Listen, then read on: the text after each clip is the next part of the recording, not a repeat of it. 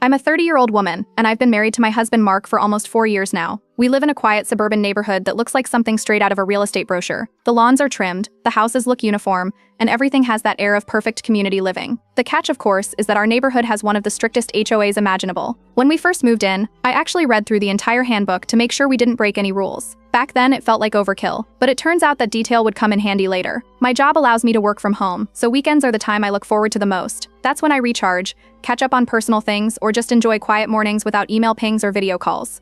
Mark works longer hours outside the house, so our weekends are really the only time we get to breathe together. That was the plan anyway, until his parents decided otherwise. Mark's parents, Linda and Paul, are the kind of people who believe family traditions are sacred, and in their world, Sunday gatherings are non-negotiable. Mark grew up with that routine. Every Sunday, his mom would cook a big meal. The family would sit together, and no one dared to miss it. It wasn't optional, it was a rule. When we got married, I assumed that tradition would stay at their place. But Linda had other plans. Practically the moment we returned from our honeymoon, she made it clear that Sundays would now happen at our house. At first, I didn't think much of it. I figured maybe it was temporary, maybe she just wanted to celebrate us as newlyweds, and soon things would balance out.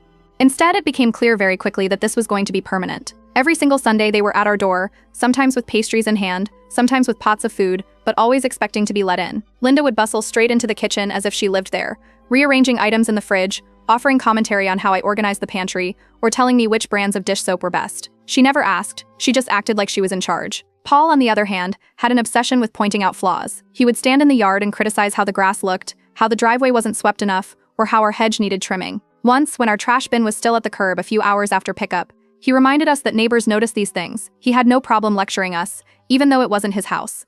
The irony that he and Linda lived only 3 streets away made the whole thing feel even more ridiculous. They had their own place, yet insisted our house should be the hub. Hosting them every week wasn't just about opening the door. It meant constant cleaning, vacuuming, wiping surfaces, preparing food, and making sure everything looked presentable. Even if Linda brought food, she still expected me to play hostess. If I tried to keep things casual, she would make comments like, "Oh, you didn't set the table properly," or "I guess you don't entertain much." It was exhausting, and it ate into every single weekend. The more it went on, the more it felt like I didn't actually live in my own house. My space turned into their gathering spot, and I was just maintaining it for them. I tried to raise it with Mark gently, explaining that maybe we could start rotating Sundays, or at least cut back to every other week. His response was always the same. "That's just how my parents are.